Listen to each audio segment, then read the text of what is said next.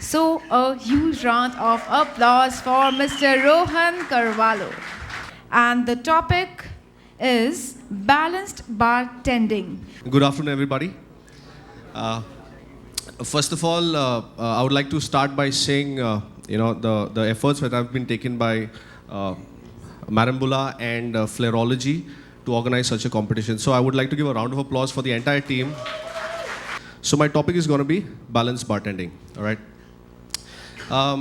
Imagine you're called to one of the most luxury resorts, okay, where you get the best spirits, an amazing view.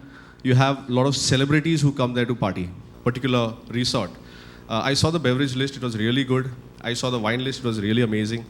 And there was some things like they had this homegrown botanical garden, which is all about drinks which are supposed to be made in using their own botanicals and stuff. So, what do? I started to do my homework. I started to think about something which is out of the box. I thought about things which I could infuse.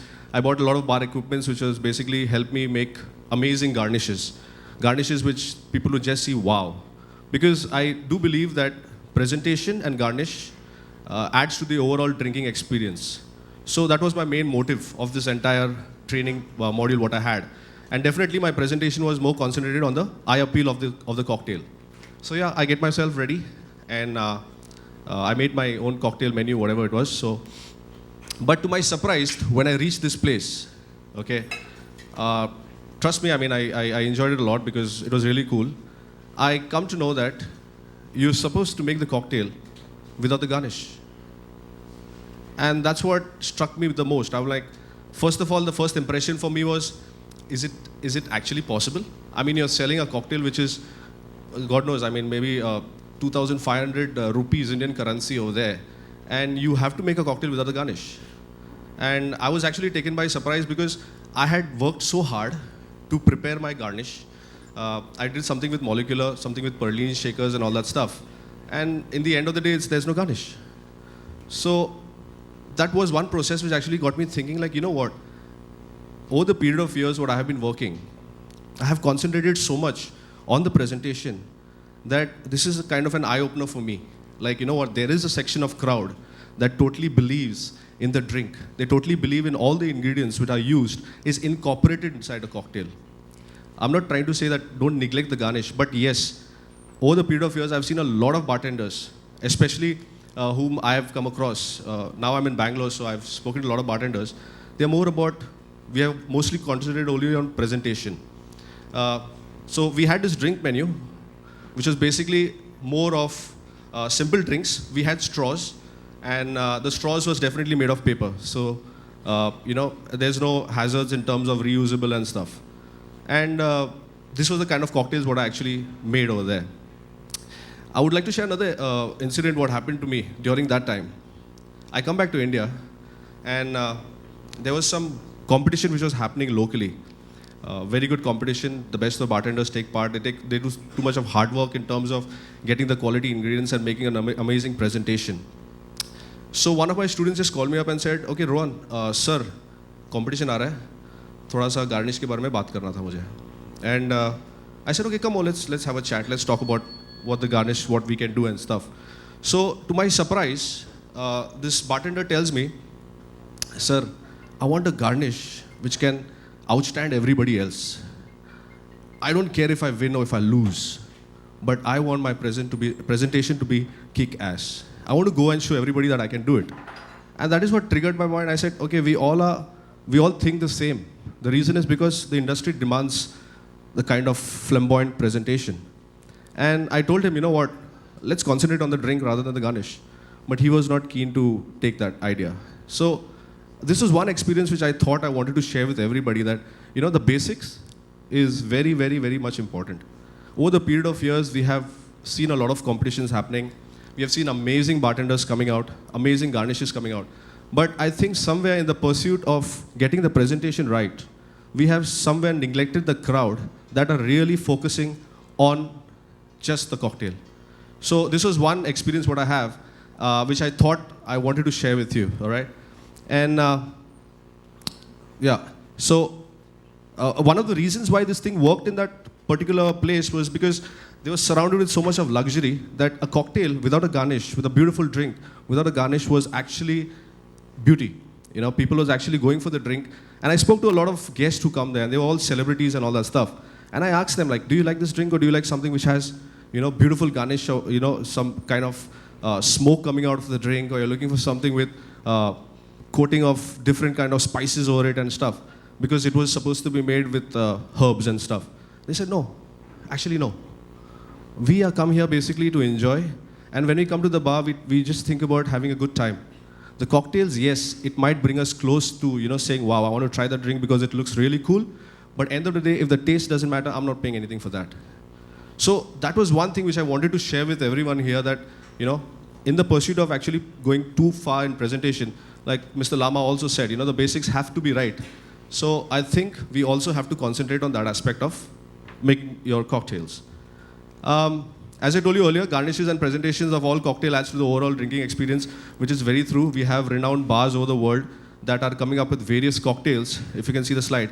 We're talking about aviary and different bars, like the Fat Duck or the Dead Rabbit, that comes out with various different cocktails. And we are really inspired. And I'm really happy that this kind of thoughts have come into our mind. So we don't think just the basic way of making a cocktail, but imagine you're having a cocktail where the cocktail is hanging on your finger.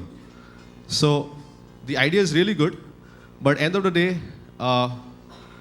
this phone is really good. Okay. End of the day, it's all about simplicity also, so not keeping that in mind. So I just bumped upon one of the cocktails which basically I saw on the net, and I actually thought that, is it practically feasible?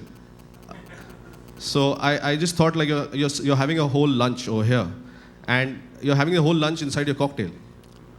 You must be wondering, is this actually possible? But yes, it is possible. You know why? Because creativity cannot be measured. There is nobody who can measure creativity. What might be funny for us might be something which is really serious, and it might be a top-selling drink for a particular bar. And art cannot be judged. We are all artists over here. You know, for someone who makes a cocktail with dry ice and liquid nitrogen, might be some other bartenders might think, like, you know what, this is totally going to damage you. I mean, it's not right. It can harm the guest overall. So talking about creativity and art, they both stand in their equal places. What we need is a certain thing. So what do you think, guys? What is imperative? Is it simplicity or complexity? All right. Very rightly said. I mean, the answers just popped up in 1 second after the question was thrown. I mean, the answers already came. I'm not sure if you guys at the back have heard it, but what is said over here, the main focus is the guest.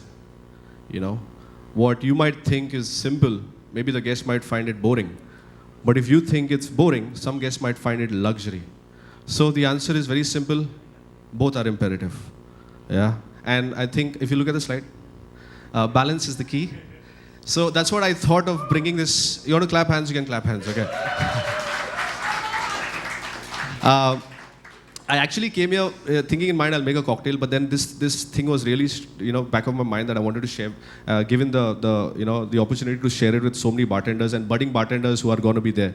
So I think balance is the key. Now, talking about cocktails, I want to shift the topic. I want to divert my topic to basically how can you balance a drink. And when you talk about creativity, so where's the limit? How can we actually make a cocktail or make an amazing presentation of the cocktail, keeping in mind everything is balanced?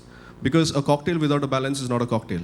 That's what I believe. Even if you're making a fresh lime soda, the amount of lime juice or lemon juice, whatever you may use, with the sugar syrup, you know, if it's not balanced, it's not a proper drink. And balance is key for, I think, so everything. Not only cocktails, it's also your attitude, it's also flair, it's also mixology. In the end of the day, everything has to be balanced. So I just came up with this idea about how do you balance creativity in the cocktail. And it came, I mean, you can see the answers on the screen. It's basically take, make, and break. You know, who's going to take it?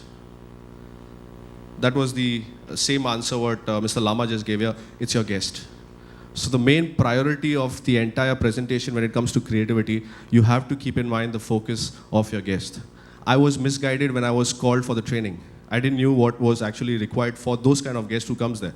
But I felt like I'm in a rat race over here where everybody's running after presentation, which is good.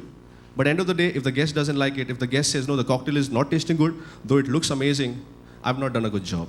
That's what I believe. So basically, you have to concentrate on the guest. The slide which I showed earlier with the burgers and the bacon and the prawns put in the drink is one of our top-selling cocktail in one of the bars in US. So you can't judge them, you know. But we can at least understand how far we can take it and how far it will sell. The second one is who can make it. Definitely, if you talk about the previous competitions, if the bartenders over here who have been following the winners of various competitions globally, you know, last year there was a guy from UK who had won a very big competition. And he made a cocktail, which I would say would be a mojito with cucumber straight up. And trust me, nobody in this world could have won a competition just making that drink. It's not about the drink only, it's about us. It's about the bartender who can actually sell that kind of a concept. People who have competed in competitions, I see a lot of faces over here. They've attended a lot of competitions and won it. So, you know, I think that is very imperative in terms of your personality. So if you can make a drink, and if you can pull it off, if you can sell the drink, if you can sell a concept, trust me, creativity will not come in your way. You can just go to any boundaries. Last but not the least is how can you break it? This is what happens when you just concentrate on one aspect of the bar, or the cocktail for that matter. It's like, okay, no, I'm going to make a cocktail which is really cool, really good looking, etc., etc. So exactly when you just look at one part of the cocktail, which is the presentation, you're not going to concentrate on the other one. So keeping in mind all these aspects, knowledge, learning more in terms of taste profiles of your beverage, etc., etc. If you don't do it right, you can definitely break it. One thing good about Flair is that, you know what, you're making that cocktail, you're making an amazing drinking experience. And if you can do it in style, and if you can do it precision, you know what, the journey is really good, the destination is cocktail. So I have always been a supporter of Flair. I do a lot of Flair training, etc., etc. Yeah, and another thing about balancing is also this distinguish between a Flair bartender and a mixologist. You know, I really like to call myself a mixologist, but I can Flair. So I think everyone over here makes cocktail. If you talk about a definition of a mixologist, see, a mixologist definitely is somebody who's very creative, who thinks out of the box, who thinks of various inspiration to create something called cocktail.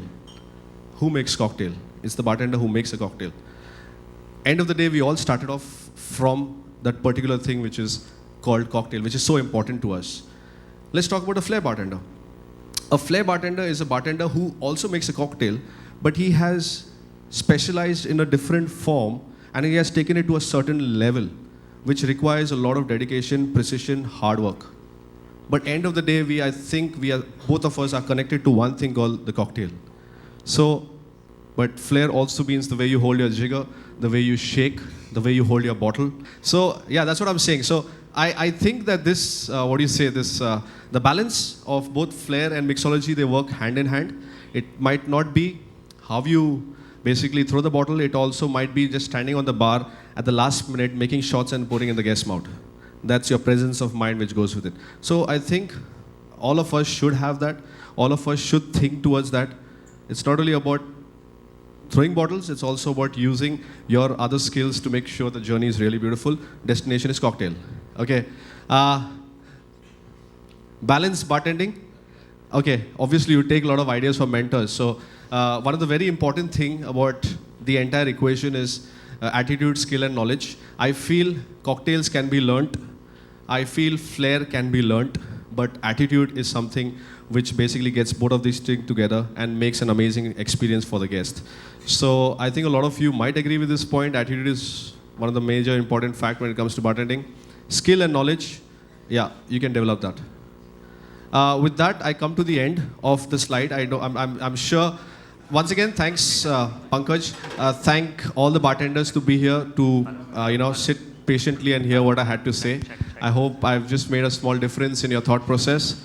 You can take it and congratulate Marimbula and Flairology for organizing such a competition. I never dreamt that we would have a panel like this ever, where we have such busy personalities, and all of them coming together under one roof. And for me, the opportunity to actually talk in front of all my mentors here. Thank you so much. Thank you so much once again.